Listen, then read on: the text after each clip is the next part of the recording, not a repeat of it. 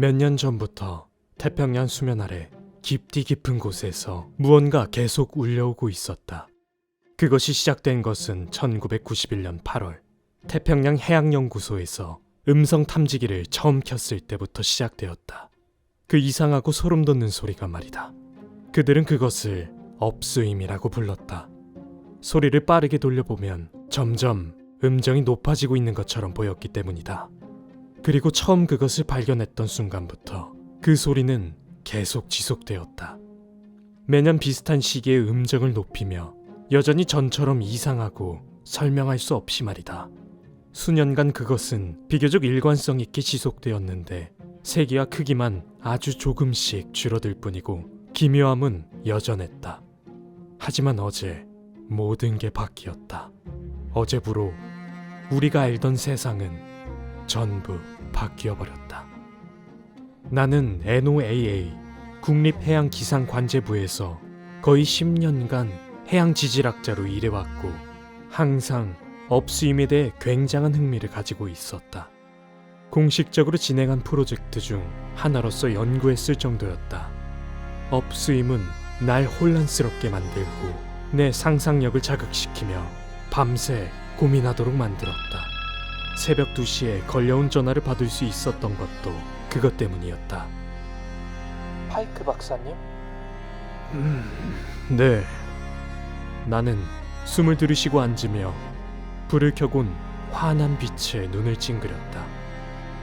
깨워서 죄송합니다. 나중에 다시 전화드릴까요? 아니요. 그런데 누구시죠? 죄송합니다. 저는 맷 밀러라고 합니다. 해양기후 연구연합기관 지마르에서 일하고 있습니다. 무슨 일이 일어나고 있는지 알려드리기 위해 박사님께 전화하라는 지시를 받았습니다. 무슨 일이죠? 사실 꽤 흥미로운 일이거든요. 업스윙에 대한 일입니다. 난 얼어붙었다. 심장은 튀어나올 듯이 뛰었다. 업스윙이요? 반대편의 목소리는 열의에 가득 차 숨도 참은 채 말했다.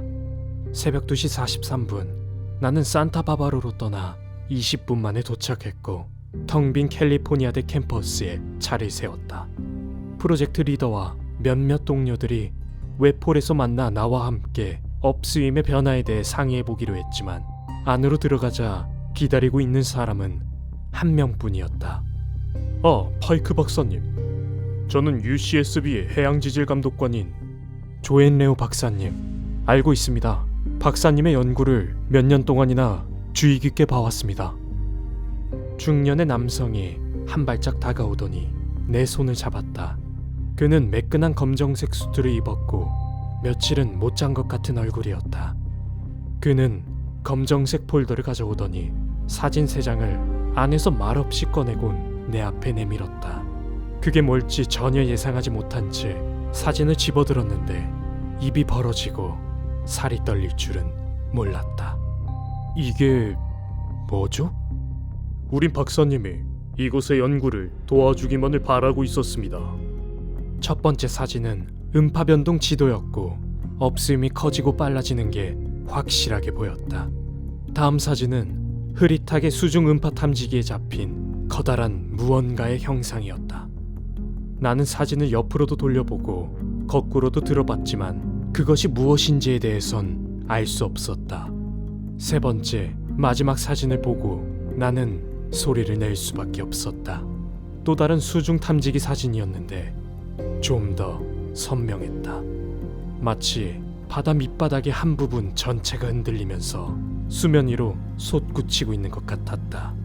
정말 거대했다. 흥미로웠다.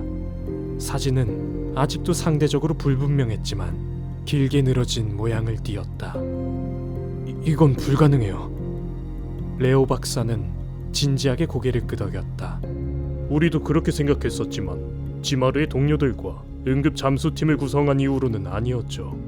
그들은 일단 그냥 들어보시죠. 그는 핸드폰을 꺼내 테이블 위에 올려두고는 재생 버튼을 눌렀다. 처음엔 소리가 잘 들리지 않을 정도로 작았다. 그런데 곧 마치 무덤 속에서 올라오는 장송가처럼 깊게 울려 퍼지는 소음이 들려왔다. 내가 살면서 들어온 소리 중 그것과 비슷한 것은 없었다. 그 소리엔 마치 지능이 있어 보였는데 뭔가 말하고자 하는 것 같았다. 갑자기 소리가 변화하더니 이번엔 높아졌고 내가 알던 업스윙의 소리와 좀 더 가까워졌다.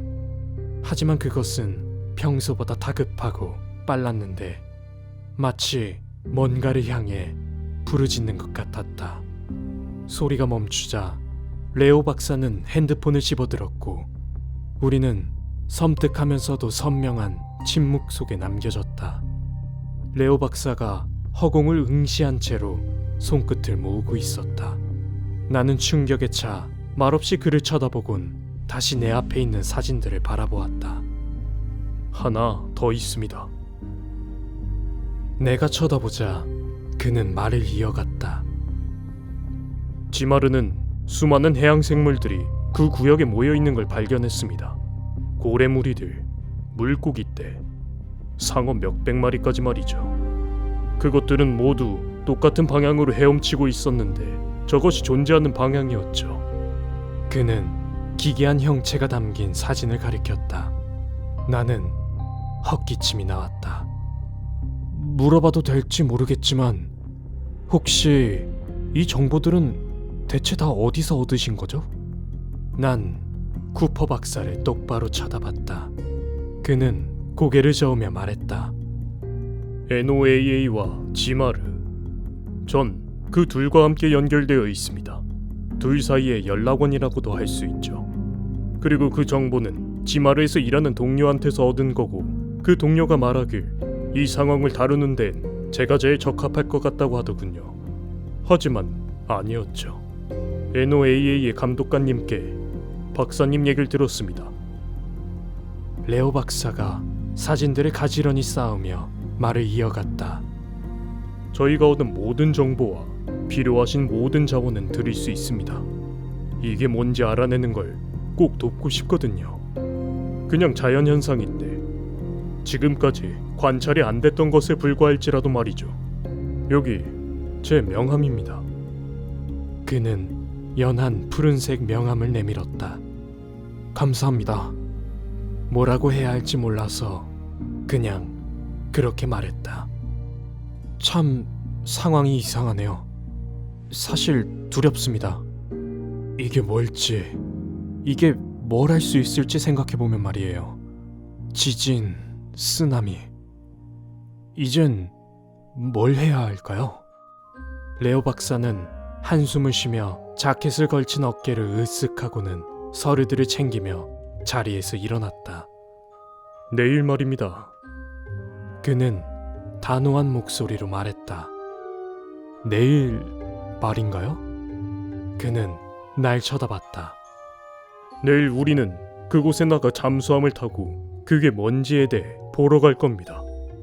레오 박사는 문쪽으로 걸어서다 멈춰 내게 다시 말했다.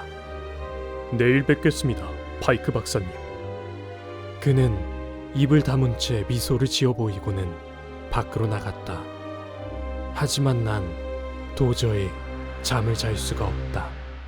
이게 뭘지, 왜 점점 커지고 있는지, 이게 다 무엇을 의미하는 걸지 생각을 멈출 수가 없었다.